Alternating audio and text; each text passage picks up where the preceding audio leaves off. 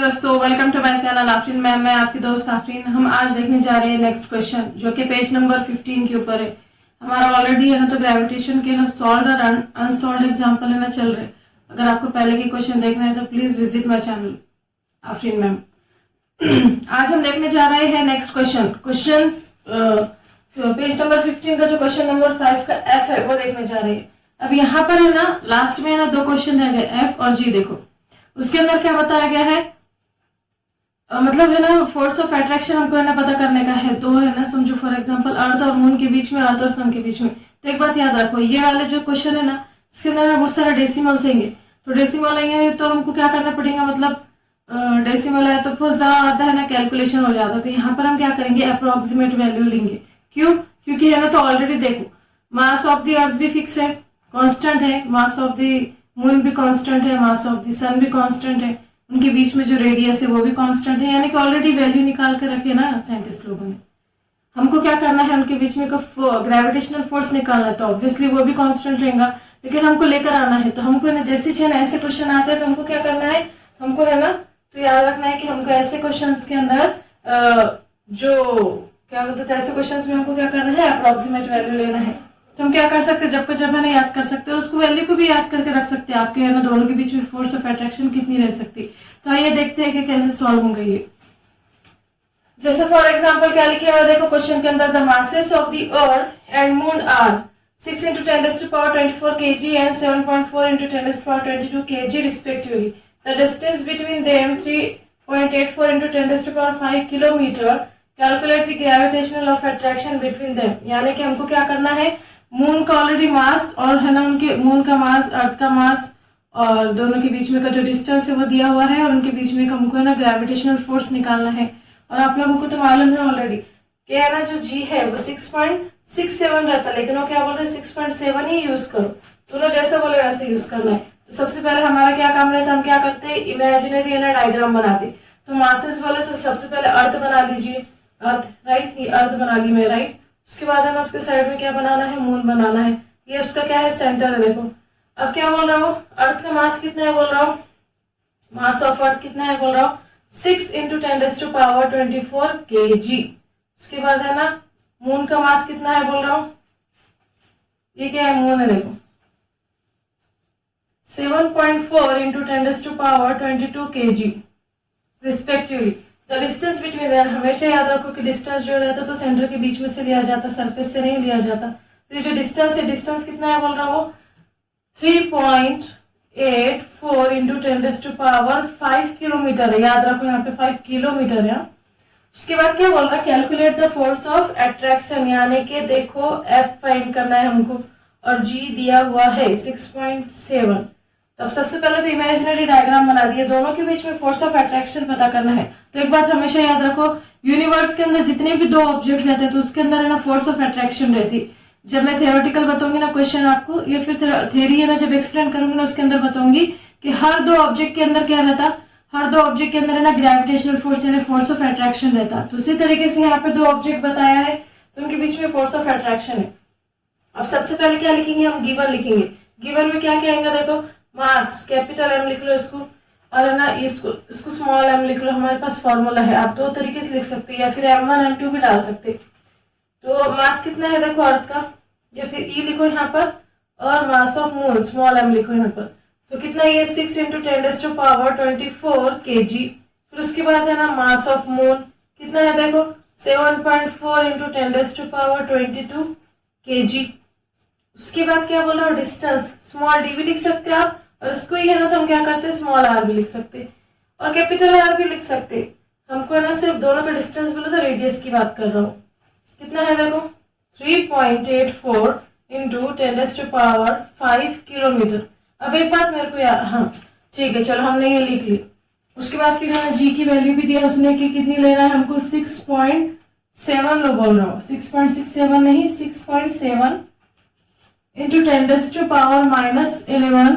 उसके बाद देखो Newton into metre square kg-2। अब आप बोलेंगे madam Newton into metre square पर kg स्क्वायर रहता ना। एक्चुअल में अगर हम इसको देखें तो ऐसी वैल्यू रहती, देखो न्यूटन इंटू मीटर स्क्वायर पर kg स्क्वायर ऐसा रहता, kg का स्क्वायर। अब ये है ना इसकी जो पावर है क्या है, पॉजिटिव है, तो ये है ना ऊपर हमको मल्टीप्लाई करने का है समझो फॉर एग्जांपल, तो क्या करना पड़ता है, न्यूटन इंटू मीटर स्क्वायर। अब ये मल्टीप्लीकेशन में चल गया, राइट, इंटू केजी का केजी रहेगा और ये 2 जो रहेगा तो -2 हो जाएगा।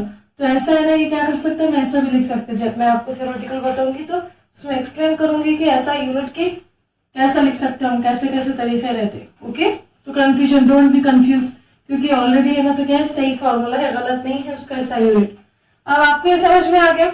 अब उसके बाद देखो यहाँ पे है ना 3.84 इंटू 10⁻, उसके बाद हमारा नेक्स्ट है ना तो क्या रहता स्टेप कि ऐसा यूनिट है ना चेक करना, क्योंकि है ना पूरे क्वेश्चन जो रहते तो ऐसा यूनिट के अंदर है ना तो क्या होता है, ज्यादा से ज्यादा है ना एक्सप्लेन मतलब है ना सॉल्व किए जाते। अब यहाँ पे देखो अगर कोई है ना ऐसा यूनिट में नहीं है तो हमको उसको कन्वर्ट करना पड़ेगा। अब यहाँ पे किलोमीटर है, बड़ी वाली यूनिट के अंदर है, लेकिन है ना आप लोगों को मालूम है डिस्टेंस तो मीटर के अंदर है ना मेजर किया जाता है, मतलब ऐसा यूनिट में, तो हमको क्या करना पड़ेगा, इसको कन्वर्ट करना पड़ेगा। तो आप लोगों को मालूम है कि मतलब क्या, किलोमीटर, जिसकी है ना तो वैल्यू क्या रहती है, 3 रहती है, देखो 10⁻³ रहती, तो हम बस क्या कर लेंगे, उसको कन्वर्ट कर लेंगे। कितना करेंगे, 3.84 एज इट इज रहने दो इंटू 10⁵। एक काम करती हूँ, मैं ऊपर लिखती हूँ उसको, तो कैसे इजी हो जाएगा।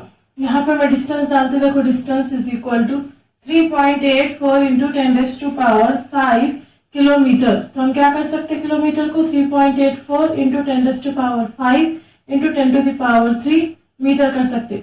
आप लोगों को है ना ऑलरेडी पता है क्या, मैथ्स के अंदर क्या रूल है, बेस अगर सेम रहेंगे तो पावर की ना क्या होती है, एडिशन होती है। तो हम क्या करेंगे, 5 और 3 कितना होता है, 8 होता है, तो ऐसा लिख दो उसको 3.84 इंटू 10⁸ मीटर। ये क्या हो गया, उसका डिस्टेंस हो गया। अब हम क्या करेंगे, हमारे पास नेक्स्ट स्टेप क्या है, फॉर्मूला देखेंगे। आप लोगों को पता है फॉर्मूला क्या है हमारे पास, F is equal to capital G into M into small m divided by R square. आप इसको स्मॉल r भी लिख सकते हैं या फिर कैपिटल R भी लिख सकते हैं, सबका मतलब एक ही है। ओके, और यहाँ पे M1 M2 भी लिख सकते हैं आप। अब जी हमको लिखना है, आप देखो फोर्स यहाँ पर है, बाकी की वैल्यूज इधर है, पूरे वैल्यूज दिए हुए, जस्ट हमको क्या करना है, उसके अंदर वैल्यूज रखना है। जी की वैल्यू कितनी है, 6.7 इंटू 10⁻⁻11। मास ऑफ अर्थ कितना है, देखो 6 इंटू 10⁻24। बाकी के सब पहले तो ऐसा यूनिट में थे, राइट, हमने फिर एक कन्वर्ट करे। उसके बाद देखो स्मॉल m यानी कि मास ऑफ मून कितना है, 7.4 into 10⁻22 divided by 3.84 into 10⁸, right, उसका होल स्क्वायर है। अब हम इसको क्या करेंगे, सबसे पहले हमारा क्या रहता है, देखो रूल, मैं आप लोगों को क्या बोली कि अगर ऐसे आए तो it is very complicated, right, हम है ना क्या कर रहे हैं, ज्यादा से ज्यादा ऐसे कॉम्प्लिकेटेड स्ट्रक्चर को है ना तो हम क्या करना चाह रहे हैं, एकदम है ना इजी वे में है ना सॉल्व करना चाह रहे हैं। मैं आप लोगों को है ना किस तरीके से है ना इजी वे में ना सॉल्व करते हुए बताऊंगी। अब यहाँ पे देखिए, सबसे पहले आप लोगों को क्या बोली मैंने, जो दूसरी वैल्यूज है ना उसको एक जगह लिख लेने का, 10 की जो पावर है उसको एक जगह लिख लेने का, राइट। जैसे 6.7 इंटू यहाँ पे क्या है, देखो 6 है इंटू 7.4 है, फिर यहाँ पे क्या बचा, देखो 10⁻⁻11, यहाँ 10⁻24 और यहाँ 10⁻22 डिवाइडेड बाय, इसको एक काम करो, इसका स्क्वायर मतलब हमको तो पता नहीं होगा तो एक काम कर सकते हैं हम, इसका ये भी मतलब रहता है कि ये वैल्यू को 2 बार लिख लो, तो 3.84, right, into 3.84 into 10⁸ into 10⁸। Okay, हम ऐसा लिख सकते हैं, कोई इसमें है कि मुश्किल नहीं है। फिर हम क्या करेंगे, हम 10 की पावर को सबसे पहले सॉल्व करेंगे, बाद में जो है ये नंबर जो दिख रहे हैं डेसिमल को उसको सॉल्व करेंगे। तो हम जब तक क्या करेंगे, जब हम 10 की पावर सॉल्व कर रहे हैं ना तो बाकी के नंबर एज इट इज हमें ना लिखेंगे, राइट। देखो 6.7 इंटू 6 इंटू 7.4, राइट, इंटू, अब इधर देखो एक काम करो, इसको ऐड कर लो। ओके, ऐसे भी कर सकते हैं आप, या फिर क्या कर सकते हैं आप, निकाल सकते हो। तो एक काम करेंगे 10⁻⁻11 एज इट इज रहने देंगे, और ये 24 है, देखो 4 और 2 कितना होता, 6 होता, 2 और 2 कितना होता, 4 होता, एज इट इज रहने दो। अब मैं है ना एक काम कर सकती है, 8 और 8 कितना होता, 16 होता। चलो हम स्टेप बाय चलेंगे, 3.84 इंटू 10⁻⁻3.84 इंटू 10⁻⁻ कितना हो गया, 16 हो गया। बेस सेम रहे तो पावर की एडिशन होती, राइट। 8 और 8 कितना होता, 16 होता। ओके, अभी तो 16 है, हम क्या करेंगे, इसको हमको सॉल्व करना है ना, तो ऊपर भेज लेंगे, तो बाकी के वैल्यू एज इट इज लिखो, 6 इंटू 7.4 इंटू 10⁻⁻11 इंटू 10⁻46 इंटू 10⁻⁻16 हो गया। ओके, डिवाइडेड बाय क्या है 3.84 इंटू 3.84। हम क्या करेंगे फिर, अब 10 की पावर को पहले सॉल्व करेंगे, बाकी बाद में देखेंगे। ओके, आई होप आपको ये समझ में आया होगा, आप स्क्रीनशॉट भी ले सकते हैं। देखिए फिर इसके बाद क्या है यहाँ पर -11 और -16 जो है तो क्या हो जाएगा, पहले ऐड हो जाएगा। आप ऐड कर लो सेम सेम वैल्यू को, कितना होगा 6 और 1 कितना होगा 7, 1 और 1 कितना होगा 2, और माइनस का माइनस एज इट इज रहेगा। उसके बाद है ना क्या करेंगे हम 46, देखो 46 में से क्या करो आप 27 निकालो। देखो इधर से है ना इधर लिया तो कितना हो जाएगा, ये 16 हो जाएगा। 16 में से 7 निकालो, देखो 7, 8, 9, 10, 11, 12, 13, 14, 15, 16, 9 बच गया राइट। यहाँ पे कितना बचा था 3, 3 में से 2 गया, कितना बचा 1 बचा, तो 10 टू द पावर कितना आ जाएगा 19 आ जाएगा। तो हमारे को क्या करना पड़ेगा 19 किसका रहेगा, बड़ा नंबर क्या है पॉजिटिव है, तो 10 टू द पावर क्या रहेगा, यहाँ पे हम लिख लेंगे 10 टू द पावर है ना तो पॉजिटिव 19 रहेगा। तो बची हुई वैल्यू लिख लो, कौन कौन सी वैल्यू, देखो 6.7 राइट इंटू 6 इंटू 7.4। ओके, और कुछ नहीं क्या नहीं, 10 की पूरी सॉल्व हो गई, डिवाइडेड बाय 3.84 इंटू 3.84। आया समझ में आप लोगों के। फिर हम नेक्स्ट करते हैं। उसके बाद देखिए उसको थोड़ा सा नजदीक लिख लेती हूँ मैं, 10 टू द पावर 19। ओके, तो उसके बाद क्या करना है, अब हम क्या करेंगे, उनकी अप्रोक्सीमेट वैल्यू लेना है ना, तो हम डेसिमल नहीं निकालेंगे, हम इसको मल्टीप्लाई करेंगे। सबसे पहले क्या करो पता है क्या, ये दोनों को मल्टीप्लाई करो, किसको किसको 6.7 इंटू 6 को मल्टीप्लाई करो। मैं थोड़ा सा ऊपर लिखे तो आप लोगों को समझ में आएगा वन बाय स्टेप क्या चल रही। देखो क्या करो 6.7 इंटू 6 को मल्टीप्लाई करो, 6 7 से कितना होता 42 होता, तो 42 को 2 करो और कैरी है ना तो 4 करो, 6 6 से कितना होता 36, 36 और 4 कितना होता 40 होता ना।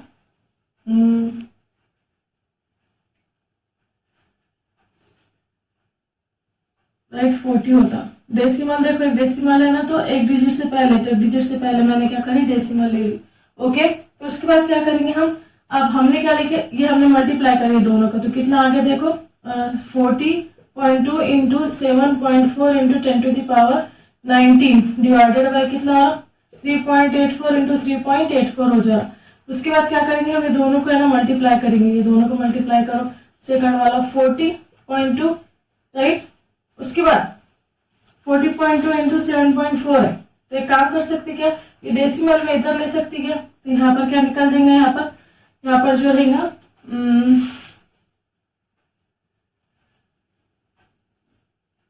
40.2 है ना, तो यहाँ पर हम एक काम कर सकते हैं, इसको इधर अगर हमने निकाल दिया समझो, इसको हम कैसे है सॉल्व कर सकते हैं, 4 भी बना सकते, 4 बना के भी हमने मल्टीप्लाई कर सकते।